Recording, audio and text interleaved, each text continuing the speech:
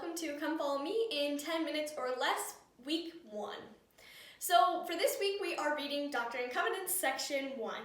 So basically what I'm going to do first is go over a little bit of history, then I'll actually go into the scriptures and just break it up into different parts and kind of shed some new light on it and be able to explain what's going on. So first, I'm getting all of my history from the Saints book, and if you guys want to go and find it, I found this in Volume 1, page 140 through 143. I strongly recommend reading it. It's a fun read. I like it. Alright, so basically, during this time, the church is very small. We only have a handful of people. And in 1843, Ezra Booth wrote a letter to the Ohio Star. And it was basically saying all of these not very good things about our church. It was saying that Joseph Smith was a false prophet and that he was hiding revelation from the members, which was just not true. But at this time, revelation was not very widely spread. It was only really known by the higher up people. So Joseph Smith, Oliver Cowdery, David Whitmer, and a lot of other officials came in and they met and they discussed this and they thought, oh, what do we do to make our doctrine more well known? And so an idea came up and they said, oh, we should write a book of commandments so that the missionaries are able to take it out, the members are able to know what our doctrine is and be able to grow closer to Christ, and it will just be better for everyone. But then on the other hand, there was some opposition saying, oh, but if we publish our doctrine, we're going to have more problems in Jackson County. We already have people against us, and if we publish our doctrine, we're just going to have more ammo to give them to attack us, basically. So after much debate, they finally decided that they were going to publish this Book of Commandments.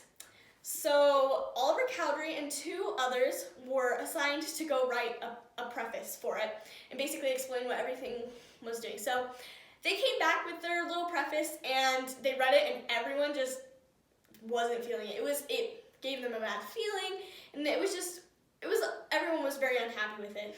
So they decided that they were going to have to redo it, and so Joseph went and prayed and he got this revelation.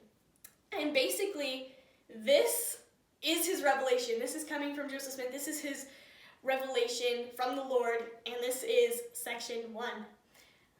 And so they decided to have a scribe write it all down, and they made sure that it was the right words and everything. Yeah.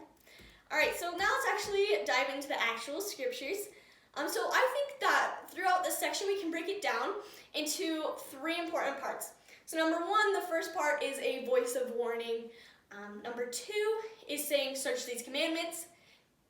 And 3, it is talking about Joseph Smith and prophets. So number 1, a voice of warning.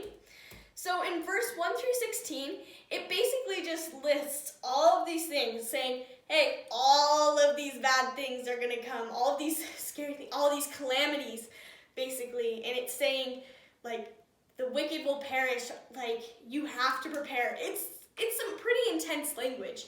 And it's just this big voice of warning. It's saying, hey, this stuff is coming, you gotta prepare. Which, this can be pretty scary, especially if we don't know how to basically combat these situations, which kind of brings me into the next part, which is the search these commandments part, which is verses 17 through 23. And verse 17 is kind of a comfort scripture.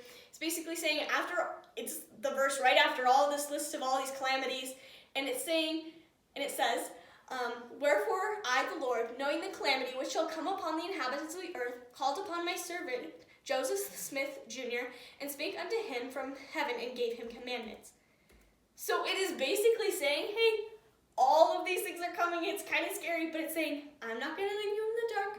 I sent you prophets, and I'm going to give you these commandments. I'm going to give him these commandments from heaven, which is actually super cool because originally, before it was called Doctrine and Covenants, the Doctrine and Covenants was called the Book of Commandments. So it just totally makes sense with all this thing. It's saying, hey, I'm giving you this Book of Commandments so that you know what to do, you can tackle these calamities, which is just so amazing because you're not alone. And so after reading that and finding that he will help us through all these calamities, I started to think, what are calamities that I've seen in my life or in others' lives or trials?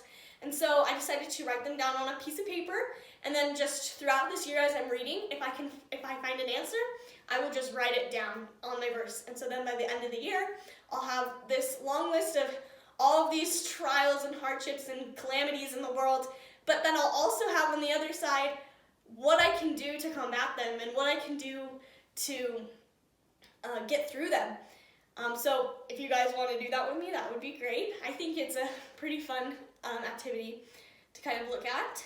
And then our last part is about Joseph Smith and prophets. So in verse 38, which I think is the most important verse, and it's actually a scripture mastery, so I'll read it real fast. It says, "What I, the Lord, have spoken, I have spoken, and I excuse not myself, and though the heavens and earth pass away, my word shall not pass away, but shall be fulfilled. Whether by mine own voice or the voice of my servants, it is the same." And this is so important because I think sometimes, especially when I read the Doctrine and Covenants a few years back in seminary, I was kind of thinking, yeah, this is nice. This is what Joseph Smith wants us to know, or what some other official added in another section. And I was like, oh, that's kind of cool. But to really know that this is basically saying this is coming directly from the Lord. Yes, sure, it's from Joseph's mouth, but it is from the Lord, which is so important because it makes me look at it different and really understand this is what the Lord wants me to know. And to kind of look at it from that other eye, I think you can get a lot more out of these scriptures. And then also, just going back to some of the history, is while they were writing this, after they wrote down what Joseph said from his revelation, word for word, and one of the guys that had written the original preface, he looked at it and he was like, oh, some of this grammar's wrong. I could go and fix it and make it look kind of fancy. So he takes it and he takes his next page and he just starts writing it down, and they look at it and they start reading it, and everyone, again, had that bad feeling. It was just unhappy with it, and they realized because this was man-made, this was all fancy, but it didn't need to be fancy because that's not what the Lord was saying. This was what the Lord was saying, short and simple, which I think is amazing. All right, so just to sum up our main points, we have first the voice of warning, which is just basically saying, hey, all of these things are going to come, be prepared. And then it says, search these commandments. He's saying, hey, you're not going to do this alone. I'm going to give you this book of commandments so that you're able to know what to do and to get through these things.